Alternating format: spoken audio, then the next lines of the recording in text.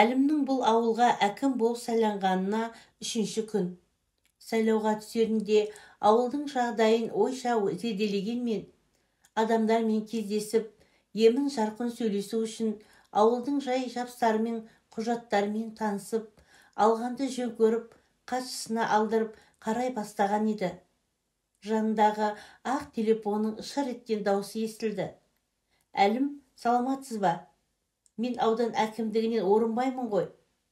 Сізге аудан әкімінің алғашқы тапсырмасы.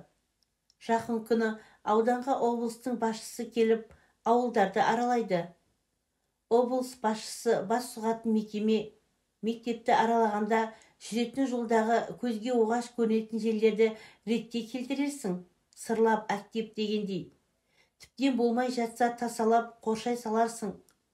Алғашқы тапсырма екен ұмытпассың деп телефон тұтқасын қойды. Аға, жайма деген хатшысына. 2 күннен кейін облыс басшысы ауылдарды аралайтын көрінеді. Соған дайындық жасауымыз керек.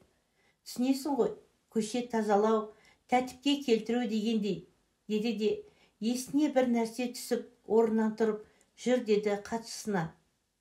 Сыртқа шығып, өзінің жеке көлігін оталдырды да, ауылдың кіре берісіндегі кеше келе жатқанда өзі көрген көріксіздеу көрініске иесіз үйге беттеді. Бұлардың көлігі келіп тоқтағанда 2-3 ешкі үрке жөнелді де, қызыл ала сиыр басын марғау бұрып күйіс қайтарып тұра берді. Кең аула, ара-тұра шыққан пішен сүйіргі болмаса, көбісі арам шөп. Төрде бір кездегі еңселі үйдің ұлым-жұлым қаңқасы ғана тұр. Терезелері үңірейіп, қалқиған қабырғалары мен қалбиған пештің мұржалары тым сүреңсіз көрінеді. Арам шөптер ортасында тең болып түйілген киіз үйдің жабулары мен сынған оқтарының үстінде күнге күйіп қаңсыған қара шаңырақ жатыр. Мына көрініс Әлімнің көңілін құлазытып жіберді. Автокөлік ішіне жайғасқан соң оталдырмай біраз отырды. Ізіне еріп осыны көрген хатшысы да үндемеді. Сәлден кейін, бұл кімнің үйі білесің бе деді. Хатшысы, кезінде совхоз директорының үйі болған деп атам айтып отыратын еді деді. Атаң бар ма? Деп сұрауын сұрады да ыңғайсызданып хатшысына қарады. Бар, аудан әкімі сізді ауылға таныстырғанда сөз сөйлеп бата берген қария деді. Онда ақсақалға сәлем берейін деп Әлім көлігін хатшының үйіне қарай бұрғызды. Я, шырағым, қызметіңді үлкенге сәлем беруден бастауың, ауылдың сүреңсіз жайларын көңіл бөлуің ұнап отыр. Біреудің атын атап, түсін түстемей ақ қояйын. Ол жай ауылдың кәрі жасына аян болғанымен ауызға ала бермейтін едік. Қолқа салған екесің айтайын. Сырттан келген бір азамат совхозға директор болды. Сол замандағы талап па, әлде қанында бар ма, қаталдау еді. Қызметінде жақсы бастады, бірақ түбіне өр көкіректігі жетті деп ойлаймын. Өзін қарапайым жұмысшыдан үнемі жоғары санап жүретін. Ауылда жалғыз басты кемпірдің тракторшысы жалғыз ұлы болды. Көзі қарақты, зерек, білімге құштар еді. Мектепті озат оқушының бірі болып бітіргенімен қолы қысқалықтан оқуға бара алмады. СПТУ-дан тракторшы мамандығын алып, ауылда анасының жанында қалды. Аудандық газетке мақала жазатыны, өлең шығаратыны бар келісті азамат болып өсті. Ел мақтаған жігітті қыз жақтаған деген емес пе? Ауылдың көп бойжеткендері жақсы жігітті мақтап жүрді. Соның бірі директордың қызы, өзі де ажарлы еді. Оның үстіне үлде мен бүлдеге оранғасын тіптен әдеміленіп кетті. Аядай ауыл, келін кепшік әйелдер түгілі біздің құлағымызға дейін. Тракторшы жігіт пен директордың қызының жақындығы бар екен, жарасы бақ жүр деген сөз жетіп жүрді. Қыз Алматыға оқуда жүргенмен хаттары үзілмей, келсе екеуінің жұптары жазылмай жүргені директорға ұнамады. Қысқасы, қайдағы бір жетім тракторшыға күміс қасықтай қызын бергісі келмеді. Оның үстіне қасқа бала совхоздағы кейбір керексіз жағдайды газетке жазып, директорға аудан басшысы ескерту беріпті деп те естідік.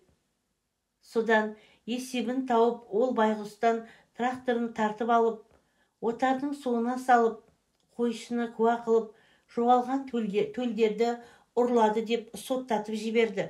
Сауатты бала ғой. 6 жыл темір тордың арғы жағына отырса да, ізденіп, 1,5 жылда босатылғанмен өкпе ауруына шалдығып келді.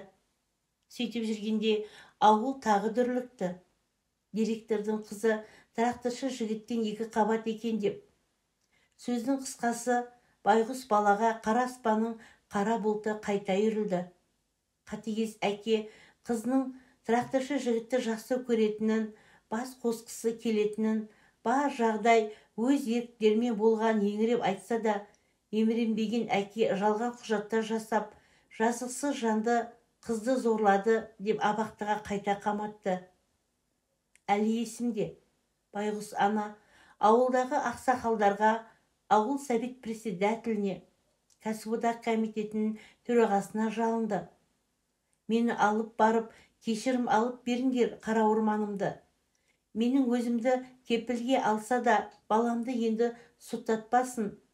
Олай болса енді көрмейтінімді ішім сезеді деп еңірегенде етегі толды. Сабазар-ай, біреу тырп етпеді-ау. Содан мектеп директоры, ол кезде мен жай күрішшімін. Жігіттің анасын ертіп, жаңағы сен көрген үйге бардық. Кең аулаға 6 қанат ақ үйді тігіп, ішін жиһаздап тастаған екен. Төрінде қолтығында құс жастық директор қисайып жатыр. Бізге аларып бір қарады. Шай құйып отырған әйелі, жоғарлатыңыздар, төлетіңіздер деп орнынан тұра беріп еді. Директор, отыр, шошаңдамай. Менің төлме шығатын осылар ма? Сөздеріңді шығындаймай-ақ қойыңдар. Есік анау, деді даусын көтеріп, қолын шолтаңдатып. Сонда байғұс ана, ей, көзіңді шел қаптайын деген екен. Жалғызым үшін алдыңа тізеліп кешірім сұрайым деп келіп едім. Алла енді сенің алдыңа тіземді бүктірмесін. Жалғызды бір Аллаға тапсырдым. Бізді лайық көрмеген төріне адам шықпасын, ордалы жылан жатсын. Аулаңды арам шөп бассын, бала шағаңны аулақ деп, 2 алақанымен бетін сипады. Жүзі қара сұрланып, шүңірек көздер от шашып тұр екен. Қарғысының түріндеп, кекесіме мырс еткен директорға жонымызды беріп сыртқа беттедік. Тракторшы жігіт 1,5 ай қабақтыға жатып, зорланды деген қағазға қыздың өзі қол қоймағасын сотталмай қалды. Бірақ анасы оны көре алмай, жүрегіне түскен салмақты көтере алмай көз жұмған еді. Ал қыздың әкесі Қаралпақстанға әйелі өлген біреуге еріксіз беріп жіберіпті. Көлденеңнен келген дүние көзге түспей тұра ма? Көп ұзамай директорымызда істі болып, сол жақта біреулердің қолынан қаза тапты деп естідік. Жанасыр жан болмады ма, сүйегі елге жетпей қалды. Бұл Алланың құдіретіне қара. Көп ұзамай тракторшы жігіт пен директордың әйелі бір күнде қайтыс болады. Директордың әйелін жерлеуге жақын туыстарынан басқа адам бармады. Тіпті армияға барып, Ресейде қалып қойған баласы да, Қаралпақстандағы қызы да келмеді. Ал тракторшы жігітті бүкіл ауыл болып шығарып салды. Кластастары мен ауыл жастары тіріп қызмет жасады. Өткен жылы тракторшы жігіттің кластастары 25 жылдан кейін бас қосты. Тракторшы жігіт пен анасының бейіттеріне барып Құран бағыштады. Араларында қасында тракторшыдан аумайтын бозбаласын ерткен директорының қызы да жүрді. Ал сен көрген үйді алуға келгендер үйдің ішінде киіз үйдің теңінде жыландарының өрмелегенін көріп жоламай кетті. Қарғыстан болды ма, көлге жақын, адам көп бармайтын үй болғасын солай болды ма, ол Тәңірге ғана аян. Кейбіреулер директорының әйелін де жылан шағып өлтірді. Адамға зиян жоқ адам еді, жұбайының кесірі тиді-ау деседі. Бірақ жанына жайылған малды жылан шақты дегенді естігенім жоқ деп қария сөзін аяқтады. Қариямен қоштасып, ашынған ананың қарғысы текке кетпейді деген осы екен-ау деп ойлаған әлім, ол жерді үлкен басшы көрмейтіндей етіп қоштассам ба екен, әлде көрген жандарға ой салар орын болып тұра берсе қайтеді екен деп келе жатты.